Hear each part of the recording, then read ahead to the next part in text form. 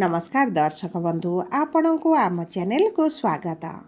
आज भिडटी समस्त सिंह राशि व्यक्ति विशेषों बहुत अधिक गुरुत्वपूर्ण रही कारण चंद्रग्रहण आपण राशि बा आपण सिंह राशि सप्तम गृह लगी से सप्ताहटी आपण जीवन में किसी नूतन घटना घटाइब बा किसी आकस्मिक भाव में आपण जीवन में घटीज जहाँफल आपण जीवन संपूर्ण भाव में बदल जापे बा आपण निज भितर किसी मात्रा परिवर्तन देखिए।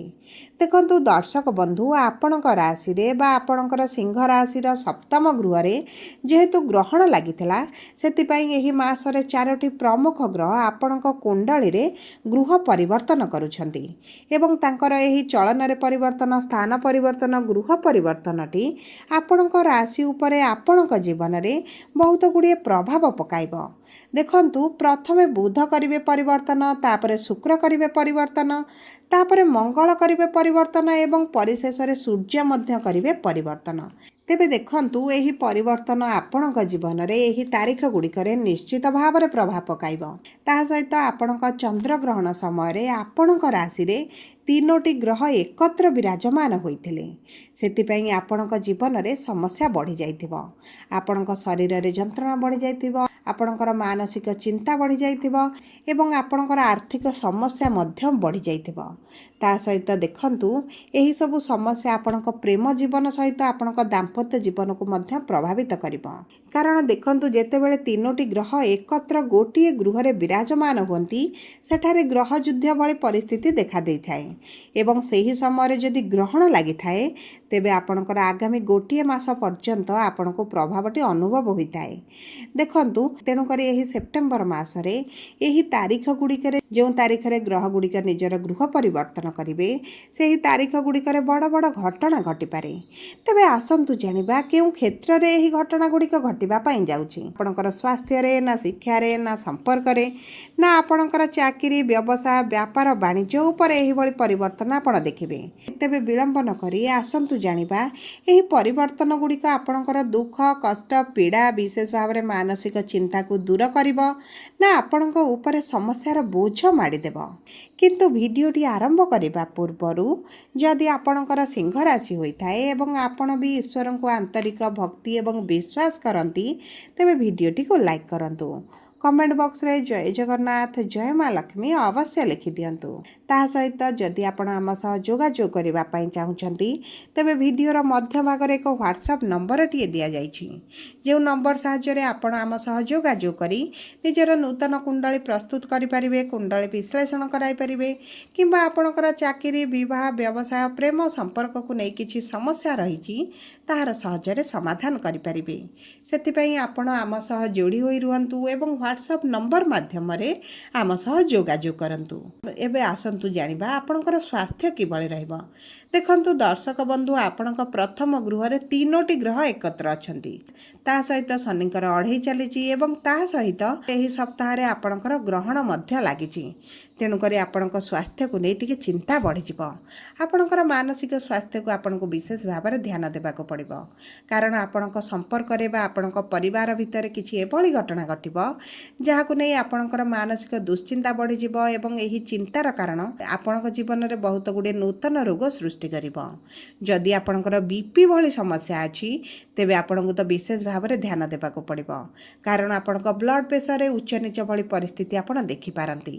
किंतु देखंतु आपणक पेट संबंधी जदि किछि गंभीर रोग अछि सेति प्रति आपणको विशेष ध्यान देई निजर खाद्य पानीय दायित्व नियंतु कारण देखंतु आपणकर किडनी जनित समस्या बा आपणक लिवर जनित समस्या बहुत अधिक देखा जिबार संभावना अछि विशेष भाव में सिंह राशि व्यक्ति मानक ठारे। जदि आपण किछि मादक द्रव्य नेउचंती निशा सेवन करूचंती तेबे आपण एही सप्ताह बा 15 दिन निश्चित भाव में जगी रुहंतु कारण यह आपणक जीवन में किछिटा अघटन घटाई पारे। एही समय मध्य जदि आपण कोनोसी स्थान को दूर यात्रा करने को पड़ुछि किंबा आपण को प्रतिदिन जीवा आसिबा करने को पड़ुछि तेबे आपण जगी रखी निजर गाड़ी चलांतु कारण आपणकर किछि दुर्घटना हेला भली समस्या मध्य देखा देई पारे।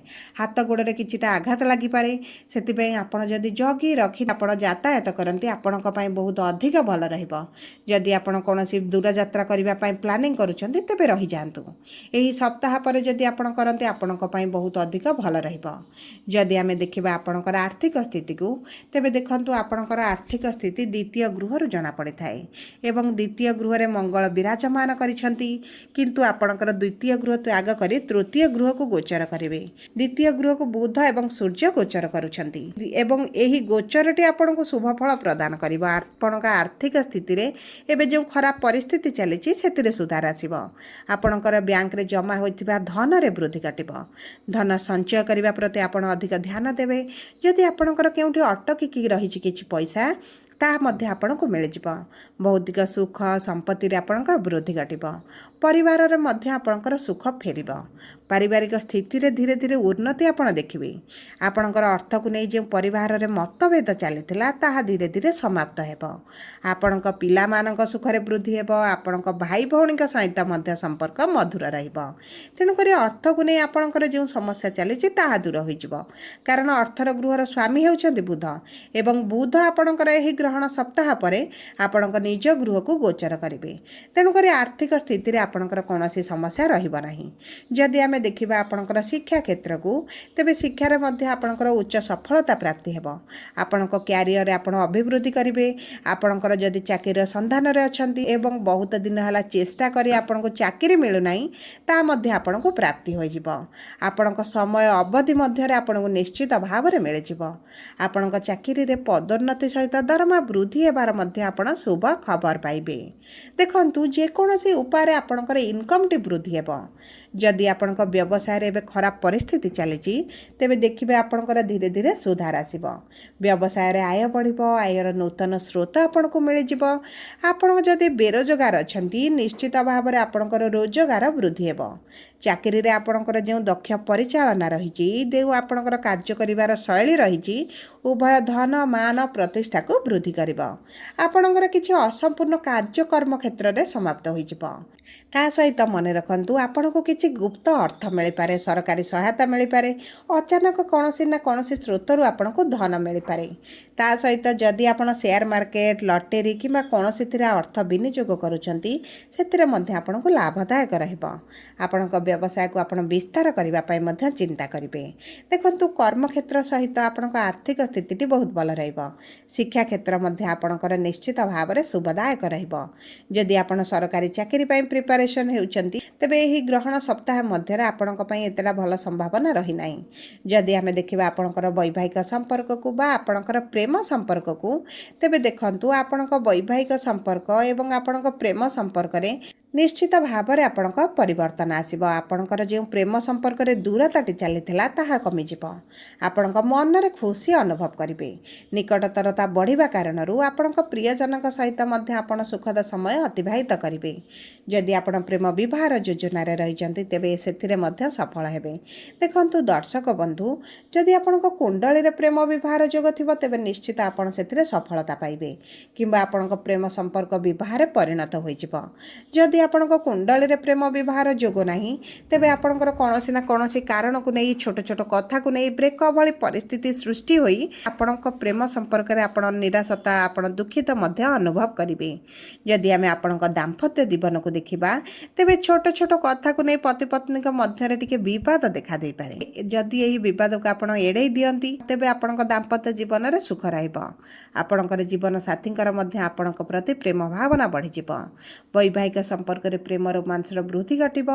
ଆପଣଙ୍କ ସାଥୀଙ୍କ ଠାରୁ କିଛି ଉପହାର ପାଇପାରନ୍ତି, ଯେଉଁ କାରଣରୁ ଆପଣଙ୍କର ବହୁତ ମନ ଖୁସି ରହିବ। ତେଣୁକରି ଦେଖନ୍ତୁ, ଆପଣଙ୍କ ଗ୍ରହଣ ସପ୍ତାହ ଆପଣଙ୍କ ସମ୍ପର୍କକୁ ଟିକେ ଜଗିବାକୁ ପଡ଼ିବ, ବିଶେଷ ଭାବରେ ଆପଣଙ୍କ ବୈବାହିକ ସମ୍ପର୍କକୁ। କାରଣ ଆପଣଙ୍କ ଦାମ୍ପତ୍ୟ ଜୀବନରେ କେହି ନା କେହି ହସ୍ତକ୍ଷେପ ଯୋଗୁଁ ଆପଣଙ୍କ ସମ୍ପର୍କରେ କିଛିଟା ମତଭେଦ, ମନମାଳିନ, ଝଗଡ଼ା ଭଳି ପରିସ୍ଥିତି ଦେଖାଦେଇପାରେ। ମୋଟାମୋଟି ଭାବେ ଦେଖିବାକୁ ଗଲେ ଏହି ଗ୍ରହଣଟି ଆପଣଙ୍କର ସ୍ୱାସ୍ଥ୍ୟ ଉପରେ ପ୍ରଭାବ ପକାଇବ। ସବୁପରେ ଦେଖନ୍ତୁ, ଆପଣଙ୍କର ଅଶୁଭତ୍ୱକୁ ଦୂର କରିବା ପାଇଁ ସୂର୍ଯ୍ୟଙ୍କୁ ପ୍ରାତଃ ସମୟରେ ଜଳ ଅର୍ପଣ କରନ୍ତୁ। ସୂର୍ଯ୍ୟଙ୍କର ବୀଜ ମନ୍ତ୍ର ଜପ କରନ୍ତୁ। ହନୁମାନ ଚାଳିଶା ପାଠ କରନ୍ତୁ ଏବଂ ଚେଷ୍ଟା କରନ୍ତୁ କିଛି ଦୁଃଖୀ ଦରିଦ୍ରମାନଙ୍କୁ ସାହାଯ୍ୟ କରିବା ପାଇଁ। ଏହା ଆପଣଙ୍କୁ ବହୁତ ଅଧିକ ଶୁଭ ଫଳ ପ୍ରଦାନ କରିବ। କରିବ। ଯଦି ଆପଣଙ୍କର ସିଂହ ରାଶି ହୋଇଥାଏ ଭିଡ଼ିଓଟି କିଭଳି ଲାଗିଲା କମେଣ୍ଟ ବକ୍ସରେ ଲେଖି ଜଣାନ୍ତୁ। ଯଦି ଆପଣଙ୍କ ପ୍ରିୟଜନଙ୍କର ସିଂହ ରାଶି ହୋଇଥାଏ ଭିଡ଼ିଓଟି ତାଙ୍କ ସହ ସେୟାର କରନ୍ତୁ। ଯଦି ପ୍ରଥମ ଥର ଆମ ଚ୍ୟାନେଲକୁ ଆସିଛନ୍ତି ଚ୍ୟାନେଲଟିକୁ ସବସ୍କ୍ରାଇବ୍ କରନ୍ତୁ। ପାଖରେ ଥିବା ବେଲ୍ ଆଇକନ୍କୁ ପ୍ରେସ୍ କରନ୍ତୁ। ଧନ୍ୟବାଦ।